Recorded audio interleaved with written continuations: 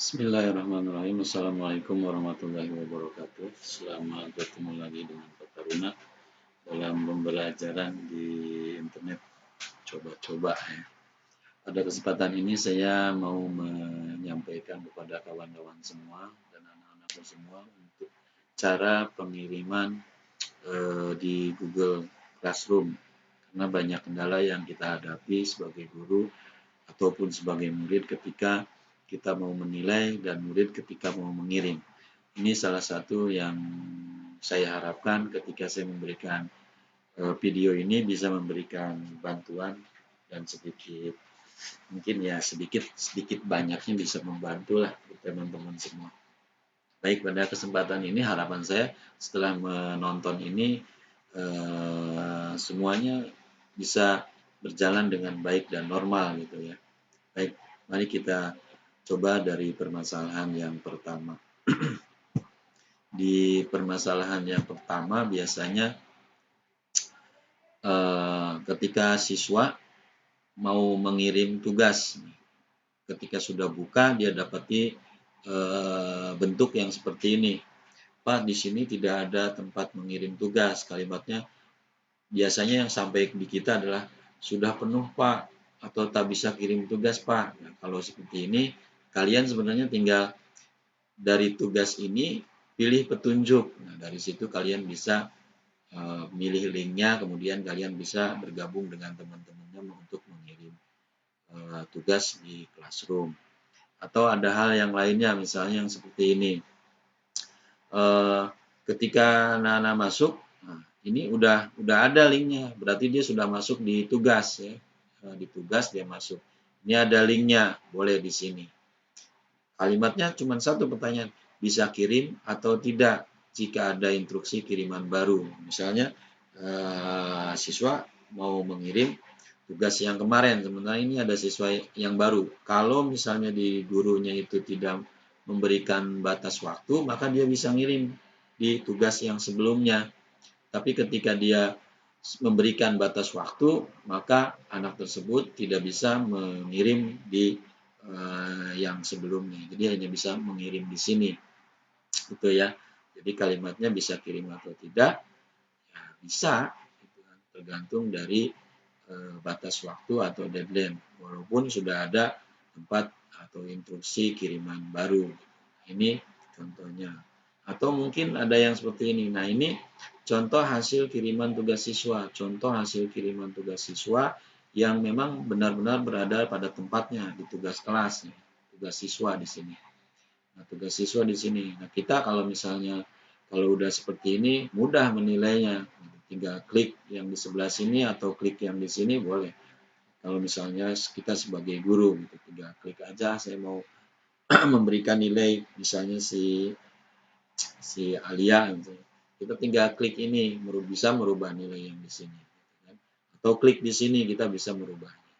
Nah, ini adalah contoh hasil kiriman tugas siswa yang sudah ada. Nah, terus kita juga misal ini untuk teman-teman guru ya. Ketika kita melihat kiriman tugas dari siswa, kita dapati seperti ini.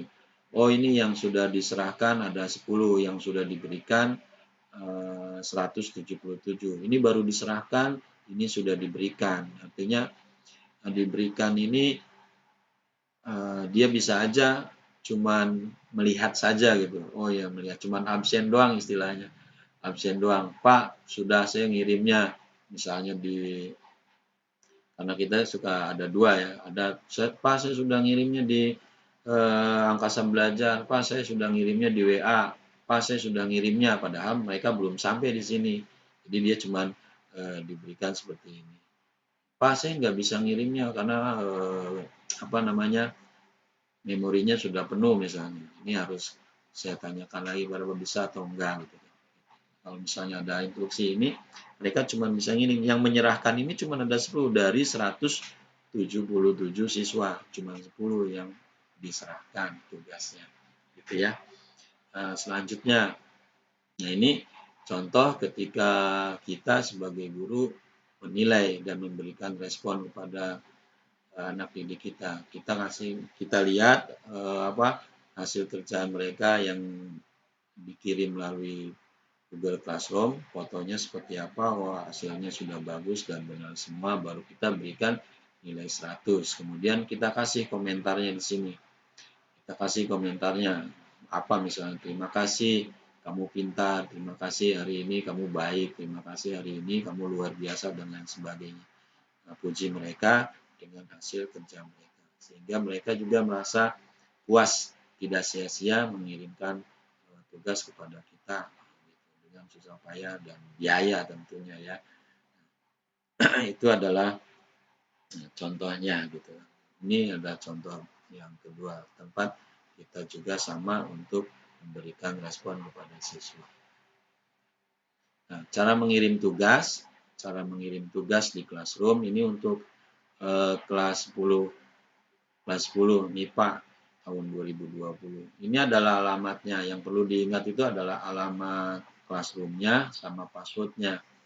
Nah, cara-cara mengirim tugas di Classroom, yang pertama kamu klik dulu alamatnya, alamat Google Classroom-nya, kemudian pilih join kelas, kemudian pilih tanda plus, pilih gabung kelas, kemudian masukkan kodenya, nah pas kodenya yang ini ya, TWJ4XCK gitu.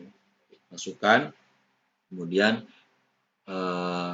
pilih tugas kelas, kemudian pilih petunjuk, pilih link paling atas atau yang sudah tertera seperti yang saya tadi gambarkan di atas. Kemudian baru kalian isi semua data-data yang diminta atau yang tertera di Google Form itu. Kamu isi semua dengan benar, jangan sampai salah karena bisa akibatnya fatal gitu ya. Kalau salah bisa jadi nilai kalian berpindah atau mungkin guru tidak bisa memberikan nilainya. Gitu ya, dikirim baru diupload selesai. Nah, ini contoh pengiriman. Jadi seperti itu. Nah, ini gambar untuk Google Classroom. Jadi kalau misalnya kelas 10 MIPA, classroom-nya gambarnya seperti ini di depannya. Gitu ya, di depannya. Di depannya seperti ini. Kemudian untuk yang kelas 10 IIS, kelas 10 IIS juga sama, perlu diingatkan. Alamat emailnya kamu klik, kemudian masukkan passwordnya, cara mengirim tugas di Classroom-nya, kamu pilih join ke Classroom, pilih tanda plus, pilih gabung kelas, masukkan kode password, pilih tugas kelas, kemudian pilih petunjuk, pilih link paling atas, isi semua data yang diminta sampai tugas itu terkirim. Ini untuk yang IIS, gambarnya seperti ini. Jadi Google Classroom untuk ke 10 IIS seperti ini. Bagaimana kalau 10 IPA masuk sini? Ya salah, udah pasti salah karena kamu nggak bakalan dapetin nilainya ya nilai pasti dapat. Nilai itu pasti dapat. Cuman kalimatnya ketika dikelompokkan kalian gurunya harus memindahkan kalian. Jadi membuat repot. Padahal sudah dibuat dimudahkan gitu ya. Ini untuk kelas 10. Kemudian untuk kelas 12 juga sama, perlu diingat ini, kemudian passwordnya juga yang ini, cara mengirim tugasnya ya sama seperti tadi, pilih join kelas di Classroom, kemudian pilih tanda plus, pilih gabung kelas, masukkan kode password, pilih tugas kelas, pilih petunjuk, pilih link paling atas, isi semua data yang diminta sampai kiriman tugas itu sampai diupload gitu ya. Ini contoh untuk kelas 12. Ada lagi. Demikian yang saya bisa sampaikan. Mudah-mudahan ini bisa membantu semua teman-teman dan anak-anakku semua sehingga kita bisa belajar bersama, kita bisa belajar dengan baik dan bisa saling memberikan apresiasi positif untuk pembelajaran di PJJ sekarang gitu ya. Terima kasih atas perhatiannya. Selamat selamat selamat untuk kalian semua lah. Pokoknya selamat dalam hal ini. Selamat sehat, sentosa untuk kalian semua. Selamat beraktivitas kembali untuk meneruskan kegiatan selanjutnya. Terima kasih. Wassalamualaikum warahmatullahi wabarakatuh.